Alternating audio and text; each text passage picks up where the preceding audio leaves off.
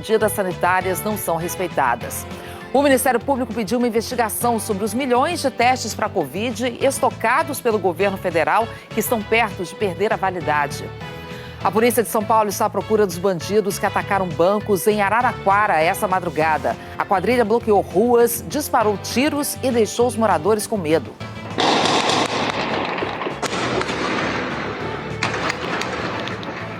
Manifestantes protestaram contra a morte de João Alberto pela quarta noite seguida. A delegada do caso quer ouvir de novo os seguranças e as testemunhas do crime. Ela identificou contradições nos depoimentos. O presidente americano Donald Trump finalmente autorizou o início da transição de governo para o presidente eleito Joe Biden. E a novela da Globo, Órfãos da Terra, venceu o Emmy Internacional, a mais importante premiação da TV. Hoje é terça-feira, 24 de novembro. Bom Dia Brasil está começando.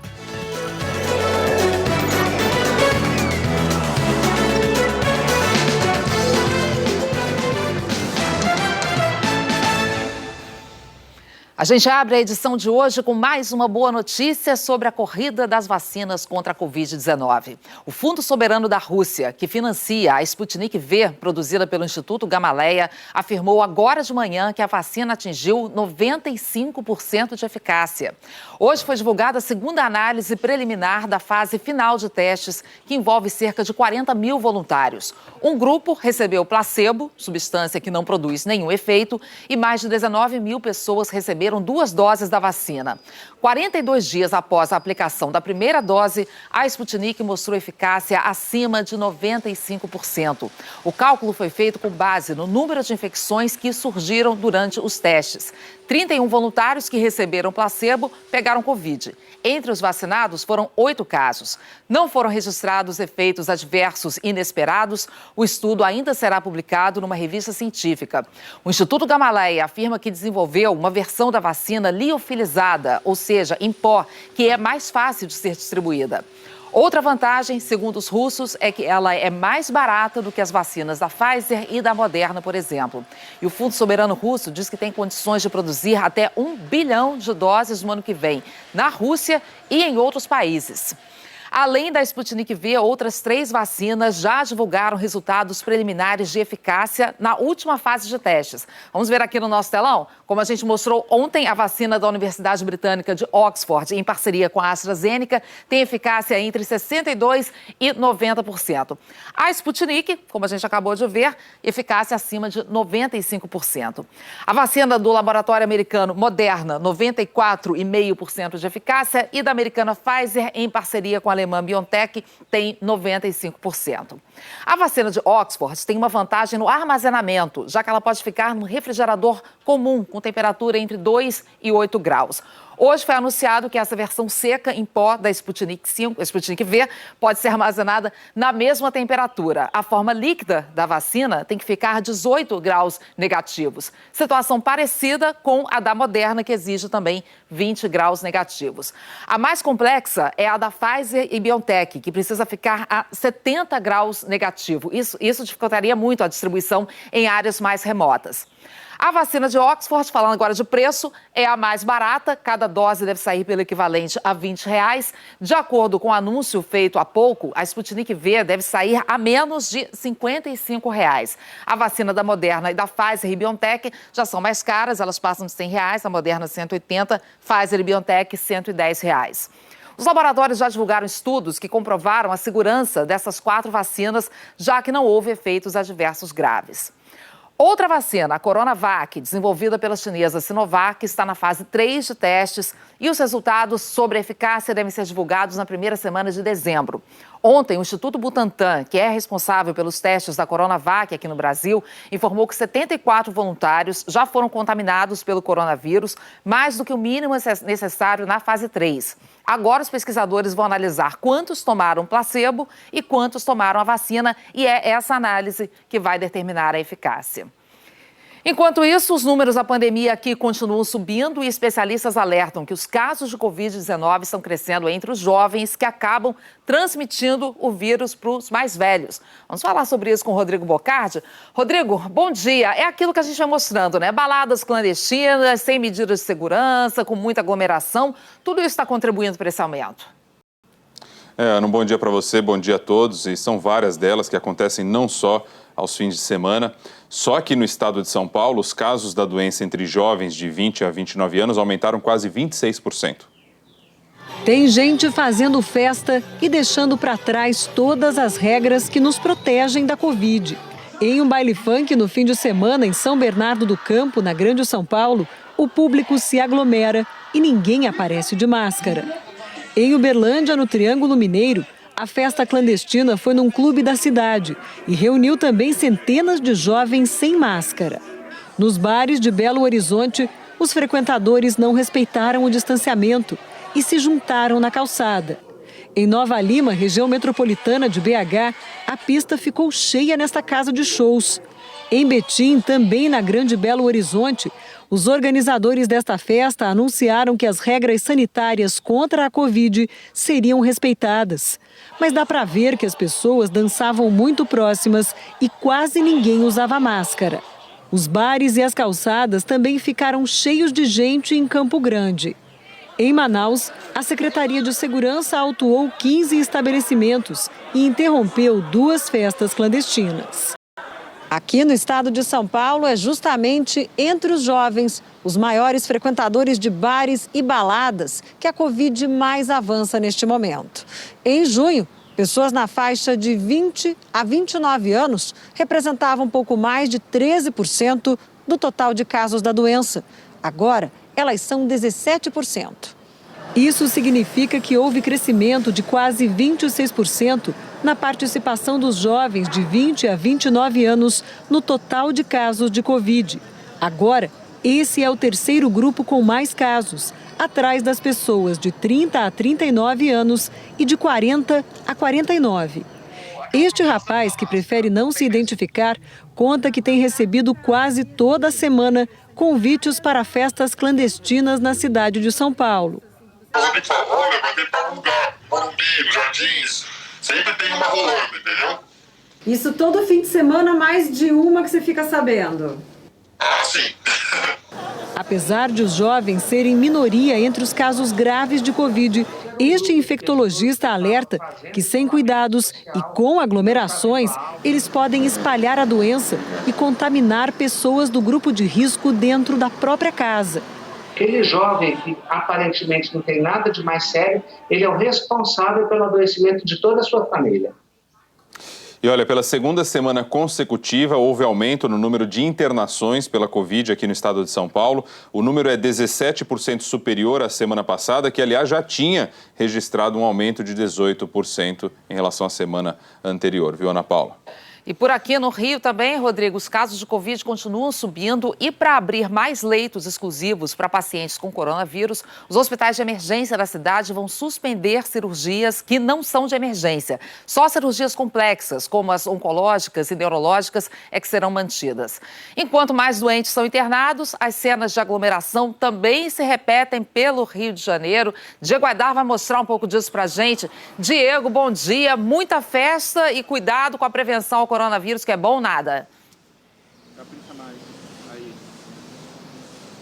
Ana Paula, bom dia para você, bom dia para todo mundo. Aqui no Rio, muita gente não está nem aí para o coronavírus, que está infectando aí principalmente os mais jovens. Agora eu te pergunto, será que essa imagem que a gente vai ver agora não tem nenhuma relação com isso? Isso aí, gente, é a Pedra do Sal, na região central do Rio de Janeiro. Chama a imagem o tamanho dessa aglomeração. Essa imagem foi feita ontem às 11 horas da noite. E perto dali, no bairro da Saúde, também tinha aglomeração e muita gente sem máscara. A Superintendência do Ministério da Saúde se reuniu ontem com representantes das secretarias estadual e municipal de saúde aqui do Rio e eles tomaram algumas medidas. Uma delas foi aumentar o número de leitos na rede SUS, leitos para a Covid-19. Serão 214 novos leitos. Cirurgias eletivas que já estavam marcadas vão ser suspensas na rede SUS a partir do dia 7 de dezembro. As de alta complexidade vão ser mantidas. Oncológicas, bariátricas, vasculares, ortopédicas e neurológicas. E essas decisões vão ser aí revistas semana após semana. E aquelas imagens que a gente viu aqui no começo, Ana Paula, não vão contribuir em nada para a gente conseguir reduzir o número de casos. Ana Paula. Pelo contrário, né? O preço que se paga por tamanha irresponsabilidade é esse crescimento a que estamos assistindo agora. Obrigada, Diego. Vamos ver os números em todo o Brasil, aqui no telão? Números atualizados agora cedo pelo consórcio dos veículos de imprensa. A pandemia já matou 169.541 pessoas, total de casos 6.088.000. Nas últimas 24 horas foram confirmadas 344 mortes, mais 17.585 novos casos. A média móvel de casos ficou em 30.181 por dia, é uma alta de 57% em relação a 2 semanas atrás. Já a média móvel de mortes ficou em 496 por dia, alta de 51% na comparação com 14 dias atrás. Aqui é importante lembrar daquele problema no Ministério da Saúde, no sistema, no início do mês, quando muitos estados não conseguiram lançar novos dados e aí os números diários foram muito baixos na época. Então isso impacta agora nas variações nas médias móveis. Aqui o nosso mapa em vermelho, os 11 estados onde houve alta de mortes. Rio Grande do Sul, Santa Catarina, mais uma vez todo o Sudeste, Rio, São Paulo, Espírito Santo, Minas, também Mato Grosso do Sul, Goiás, Ceará, Amazonas e Roraima. Em estabilidade, são 6 estados: Rondônia, Pará, Maranhão, Piauí, Paraíba e Bahia. E em queda, 9 estados: Acre, Amapá, Mato Grosso, Tocantins, Rio Grande do Norte, Pernambuco, Alagoas, Sergipe, Paraná e o Distrito Federal. E o Ministério Público pediu ao Tribunal de Contas da União uma investigação sobre os 7 milhões de testes para o diagnóstico da Covid que estão perto de perder a validade. Esse material é mantido pelo Ministério da Saúde num galpão no aeroporto de Guarulhos, em São Paulo. Fábio William, bom dia para você. O Ministério da Saúde já disse o que é que vai fazer com esses testes que são tão importantes? Oi, Ana, muito bom dia para você, bom dia para todo mundo ligado, bom dia Brasil. Bom, Ana, agora é correr, né? Correr para tentar distribuir esses testes antes que eles vençam. Uma parte vence agora em dezembro e a outra em janeiro. O Ministério da Saúde também aguarda estudos que possam garantir a extensão desse prazo de validade. O subprocurador-geral do Ministério Público, Lucas Furtado, e o senador Fabiano Contarato, da Rede, pediram ao Tribunal de Contas da União para investigar a gestão do Ministério da Saúde na distribuição dos testes RT-PCR, considerados o de maior precisão para detectar a Covid-19. A meta do Ministério para este ano era de 24.600.000 testes, mas até agora a testagem mal chegou a 20% do que foi estabelecido. E não é por falta de material. Sobram testes no estoque do governo, como o jornal O Estado de São Paulo divulgou e a TV Globo confirmou. 6.800.000 testes guardados no estoque vão perder a validade entre dezembro e janeiro. Os testes foram comprados em abril pelo governo via OPAS, Organização Pan-Americana da Saúde. O Ministério agora corre contra o tempo e tenta montar uma operação para distribuir os exames. Ontem, a reportagem da TV Globo foi ao galpão no aeroporto de Guarulhos, onde os testes estão estocados, e encontrou 8 caminhões na área. Ao comentar a questão dos testes numa rede social, o presidente Jair Bolsonaro disse que todo o material foi enviado para estados e municípios. Se algum estado ou município não utilizou, deve apresentar seus motivos. No domingo, o Ministério da Saúde divulgou nota indicando que os exames ficam sob a guarda do governo, ao contrário do que disse Bolsonaro. O Ministério afirmou que os testes são distribuídos de acordo com as demandas dos estados e que o Ministério se mantém à disposição dos entes para dar suporte às ações. O Ministério espera que a empresa fabricante dos testes forneça ainda nessa semana estudos à Anvisa que permitam a extensão da validade do material. O presidente do Conselho Nacional de Secretários Municipais de Saúde disse que alertou diversas vezes o governo durante a pandemia sobre a falta de material para processar as amostras do exame. A necessidade da população brasileira para a realização de testes ela é enorme. Só através do teste, principalmente universalizando através das nossas unidades básicas de saúde, nós iremos ter a certeza que poderemos lidar bem com essa doença e conhecer ela melhor do que nós já conhecemos hoje. A OPAS informou que está ajudando a fabricante e o Ministério da Saúde nos estudos que vão dizer até quando os testes podem ser usados com eficácia e segurança. E foi publicado no Diário Oficial de hoje uma portaria habilitando por 2 meses UTIs para tratamento de Covid em 9 estados do país. O investimento é de 18.700.000 reais. Ana. Ok, obrigada, Fábio. Até já. Até. A gente fala agora da madrugada de terror para os moradores de Araraquara, no interior de São Paulo. Bandidos atacaram 2 agências bancárias, botaram fogo em carros e caminhões, trocaram tiros com a polícia.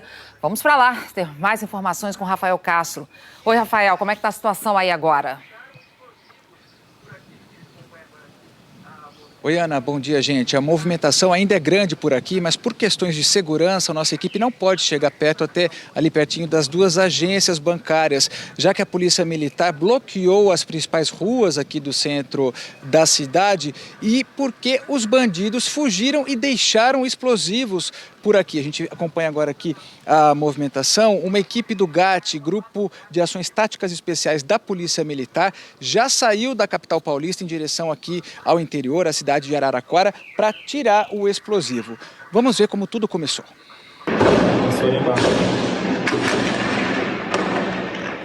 Os primeiros tiros começaram por volta das 2 da manhã. Moradores registraram a madrugada de terror. Quando foi 2h30, começou o tiroteio em vários pontos da cidade. E saía tiro para tudo quanto é lado, né?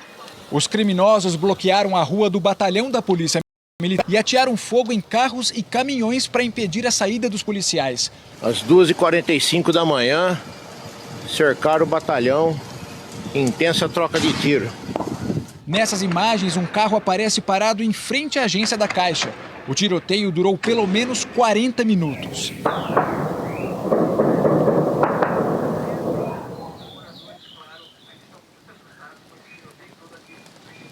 Muito bem, de volta ao vivo, segundo a polícia, pelo menos 20 homens armados com fuzil participaram desse assalto aqui em Araraquara e, de acordo também com a polícia, ninguém ficou ferido. Os policiais seguem em busca de pistas dos criminosos que fugiram em pelo menos 10 veículos. E os moradores, claro, ainda estão muito assustados com esse tiroteio todo aqui no interior de São Paulo, viu, Ana? Claro, é de se imaginar, né? Obrigada pelas informações, Rafael. E manifestantes voltaram a protestar contra o racismo ontem à noite em Porto Alegre. Eles pediam justiça pela morte de João Alberto Freitas, cidadão negro espancado até a morte por seguranças no estacionamento do supermercado Carrefour. Centenas de pessoas foram para a frente de uma loja do Carrefour que fica a 7 quilômetros do supermercado onde João Alberto foi espancado e morto na última quinta-feira em Porto Alegre. A gente está aqui principalmente para reivindicar o direito da gente viver. Por volta das 7 da noite, os manifestantes bloquearam uma das principais avenidas da zona leste da capital. Foram 2 horas de protesto pacífico. Às 8 da noite, a confusão começou. Algumas pessoas arrancaram grades do supermercado. Uma das grades foi colocada aqui no meio da avenida. Algumas pessoas também arrancaram galhos de uma árvore, colocaram fogo e ali atrás acabaram de colocar fogo em alguns pneus. Algumas pessoas jogaram pedras nos policiais que estavam no estacionamento do supermercado. Policiais do batalhão de choque que estavam na avenida dispararam balas de borracha e bombas de efeito moral. Foram 20 minutos de confusão. Foi o 4º dia seguido de protestos pela morte de João Alberto Silveira Freitas, um homem negro espancado e morto por 2 seguranças brancos no estacionamento do Carrefour. Ontem, a Polícia Civil pediu autorização para a Justiça para ouvir novamente os 2 seguranças, presos em flagrante logo depois do crime. Todos os envolvidos e testemunhas estão sendo intimados a depor de novo. A delegada que investiga o caso diz que já encontrou contradições nos depoimentos. Inicialmente se apontou que João havia agredido fisicamente uma mulher no interior do estabelecimento. Câmeras de segurança mostraram que não houve essa agressão. Que, na verdade, houve um certo mal-entendido entre um gesto que ele teria feito por uma fiscal e que decorreu nesta situação. Então, inúmeras questões vêm sido ditas e desditas ou não comprovadas no que se refere a declarações prestadas por pessoas vinculadas ao empreendimento. A polícia já pediu mais imagens de câmeras de segurança ao supermercado para tentar confirmar se houve desentendimentos anteriores entre João Alberto, funcionários e seguranças.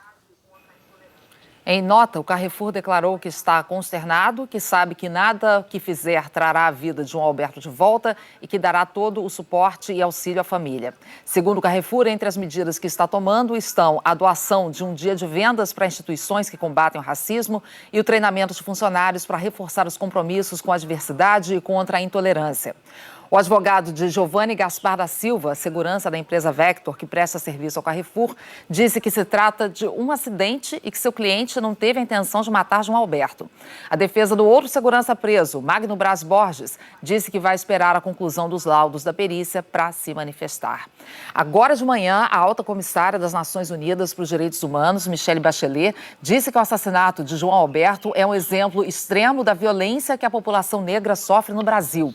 Bachelet disse que as autoridades têm a responsabilidade de admitir o problema persistente de racismo no país como um primeiro passo para resolver a questão. A seguir, a gente fala do impacto da pandemia na escolha da carreira. A busca pelos cursos ligados à saúde disparou nos últimos meses. E o Congresso aprova um projeto para garantir internet de banda larga para todas as escolas públicas do país. A gente fala mais disso já já. 8h51 agora, horário de Brasília.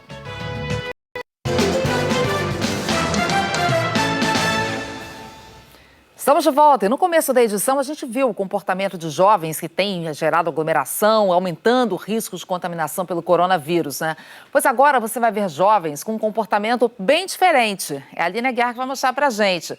Aline, bom dia. Esses jovens são estudantes que, por causa da pandemia, decidiram cursar faculdades na área de saúde. Eles querem contribuir nessa área, Ana. Bom dia para você, bom dia a todos. A pesquisa mostra também que os jovens querem começar a graduação logo.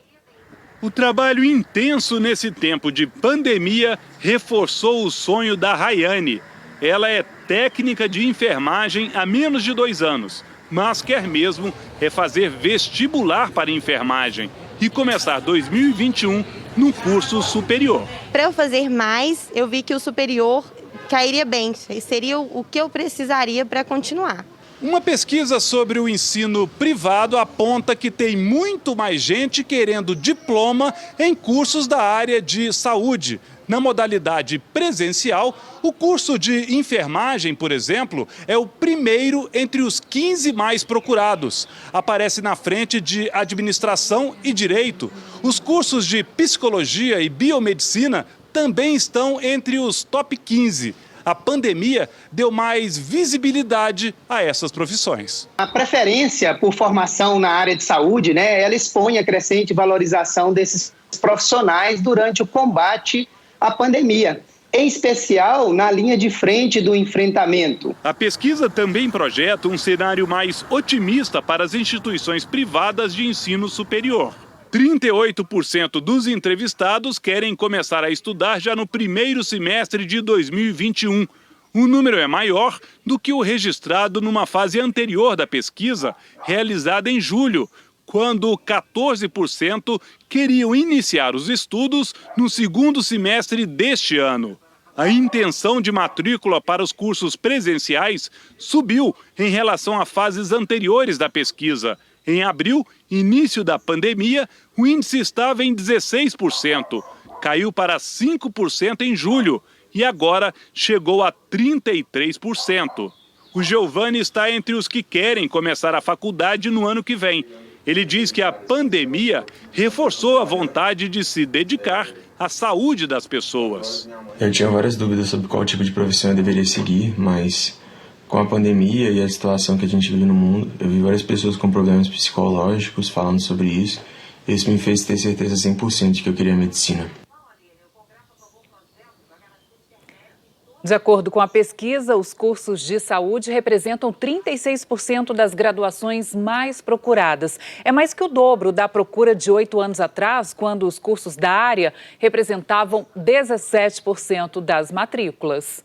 Ana. Ainda falando de educação, Aline, o Congresso aprovou um projeto para garantir internet em todas as escolas da rede pública. Com a pandemia, a gente sabe que a desigualdade nesse aspecto entre as regiões ficou ainda mais evidente. Agora, Fábio, de onde vai sair o dinheiro para isso? De um fundo bilionário, viu, Ana? O projeto, que depende da sanção do presidente, determina que 18% da arrecadação do Fundo de Universalização de Telecomunicações sejam usados para garantir banda larga para as escolas. Um drama que a pandemia deixou ainda mais evidente. Em pleno século XXI, alunos da rede pública de ensino sem acesso à internet nas escolas. É a realidade em muitas cidades do país. O problema é grave em 5 estados da região norte, onde, em média, apenas 30% das escolas têm internet. No Nordeste, também há estados com pouca conectividade. A situação no Maranhão é a pior do país. Os números são melhores nas regiões Centro-Oeste, Sul e Sudeste. Um projeto aprovado no Congresso prevê que 18% do dinheiro arrecadado pelo Fundo de Universalização dos Serviços de Telecomunicação sejam usados para garantir, até 2024, internet de banda larga para todas as escolas da rede pública. Os autores do projeto prevêem que sejam necessários cerca de 6 bilhões de reais para acesso de professores e alunos. O texto ainda precisa ser sancionado pelo presidente Bolsonaro para virar lei. Aqui no Distrito Federal, 96% das escolas têm internet. É o melhor índice do país. Mas, infelizmente, isso não significa que os estudantes conseguem usar esse recurso da melhor forma. Em muitas escolas, os desafios são enormes.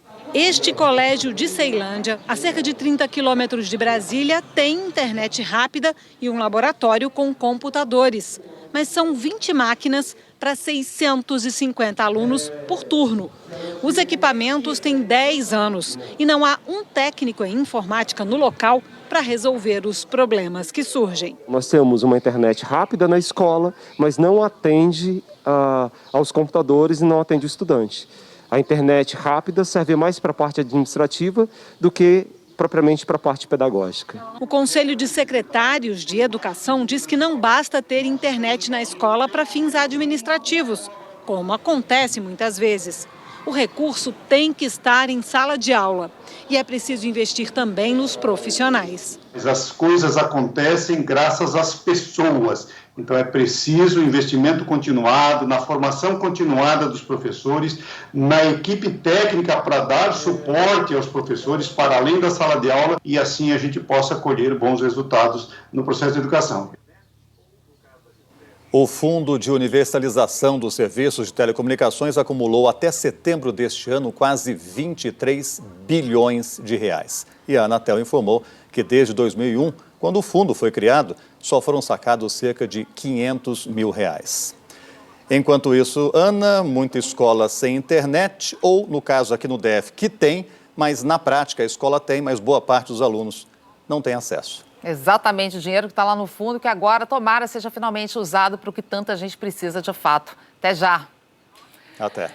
E a seguir, 3 semanas depois do apagão, a empresa de energia do Amapá disse agora de manhã que o sistema foi normalizado e que o rodízio acabou.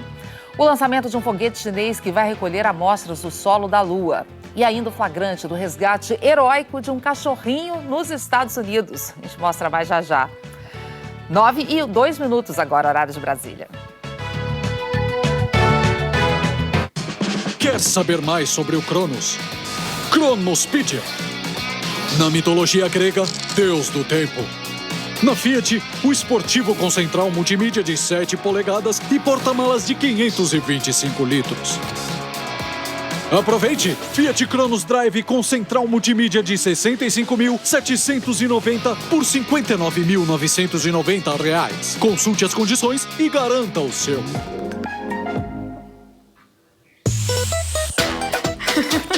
Prezão nesse celular. Você tem o dobro de internet para usar a qualquer hora e WhatsApp ilimitado. Mas é ilimitado mesmo. Com ligações e videochamadas sem descontar dessa internet. Claro!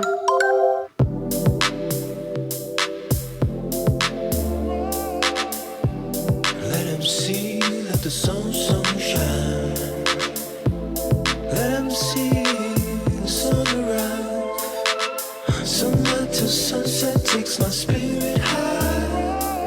Yes, go on a road that takes. Suas tendências favoritas com vantagens incríveis. Na loja, no app e no site.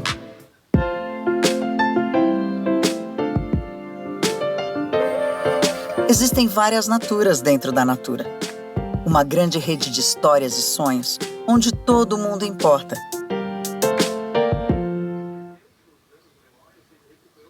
Começou a Big Black Friday do Casa Shopping. São móveis e objetos de decoração com preços promocionais para deixar seu fim de ano ainda mais especial. Aproveite! Um shopping de ofertas para você.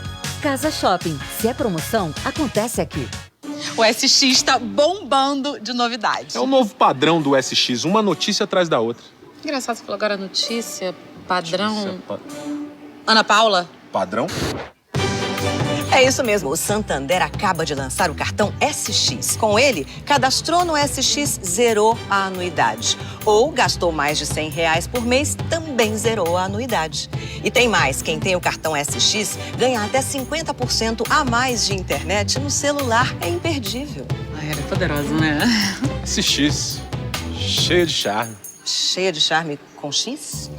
Se concentra no elogio, querido. Que isso? Isso não é de gramática, não. Cartão SX. Santander. Aproveite as ofertas antecipadas da Golden Friday, a Black Friday da Fast Shop. Smart TV TCL QLED 4K 55 polegadas por 2.899 à vista. Zenfone Shot Plus por 1.230 à vista. Notebook Samsung Style por 4.999 à vista. Baixe o app da Fast Shop, procure pelo selo Golden Friday e receba seus produtos em casa. Corra! Estoques limitados. Geisa vai precisar de muita garra para vencer essa disputa. Agora você tem que bloquear, levá-la pro chão de qualquer jeito. Hoje, a força do querer.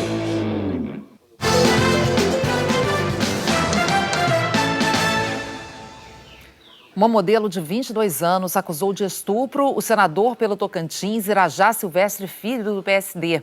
O parlamentar é filho da também senadora pelo Tocantins, Cátia Abreu, do PP. O caso aconteceu aí em São Paulo, né, Rodrigo? Isso, Ana. De acordo com o boletim de ocorrência registrado pela modelo, o caso ocorreu aqui em São Paulo ontem de madrugada. No relato, a modelo e amigos disseram que conheceram o senador no almoço num restaurante e que no início da noite se dirigiram a uma casa noturna. Ela afirma que bebeu e que só acordou com o senador sobre ela no flat dele e que não resistiu nem tentou tirá-lo de cima porque não o conhecia e temia pela segurança dela.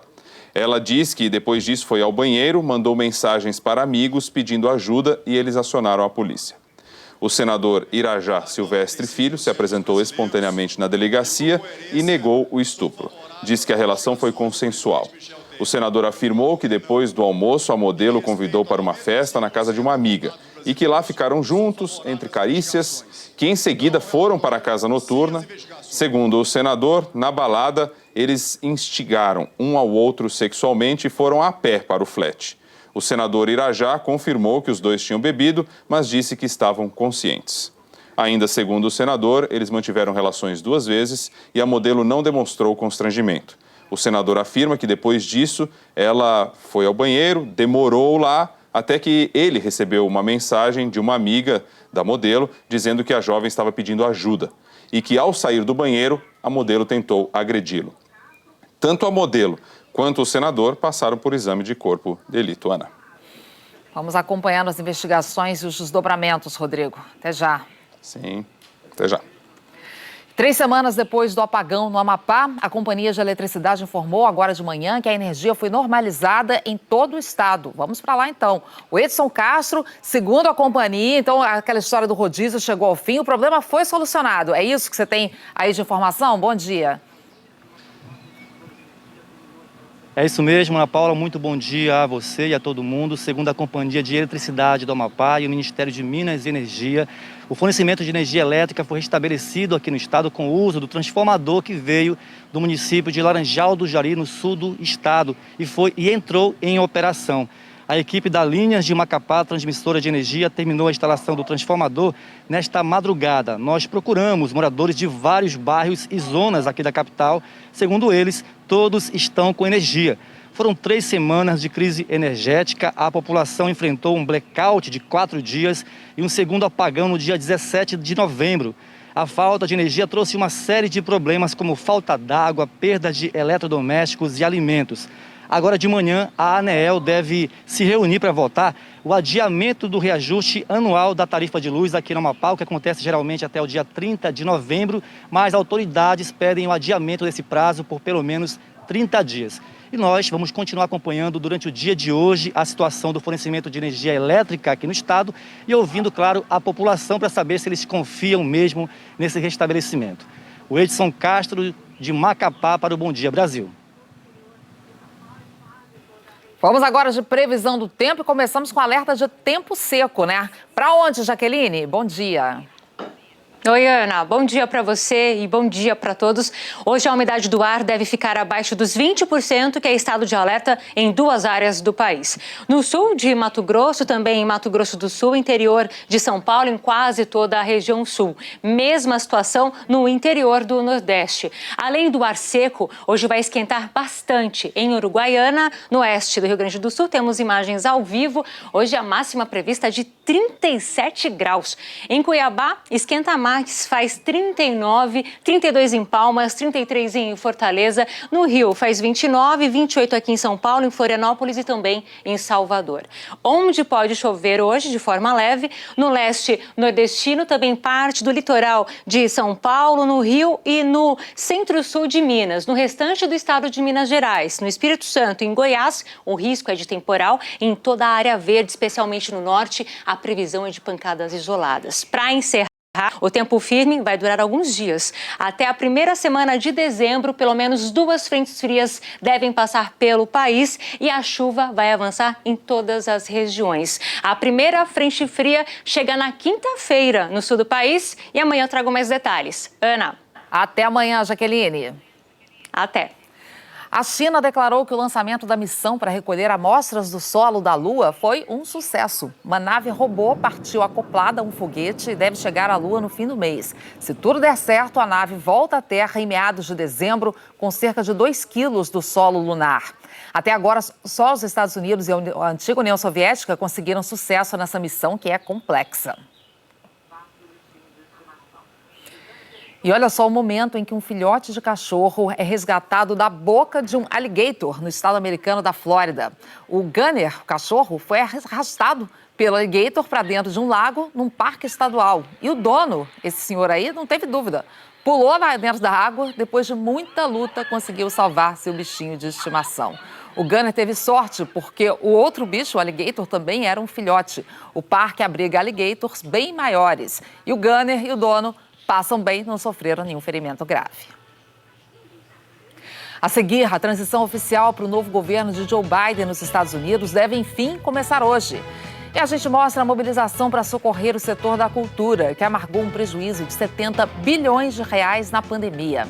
Agora são 9 horas e 11 minutos, horário de Brasília. A gente já volta. No mês das grandes ofertas, invista em você. Só na UniaSelv, sua graduação ou pós tem 90% de desconto na matrícula, mais bolsas a partir de 45%. Mas é só até o dia 28. Inscreva-se já. UniaSelv. No momento em que todo mundo tá precisando de um pouco de encanto, o Bradesco abre o mundo do Disney Plus pra você.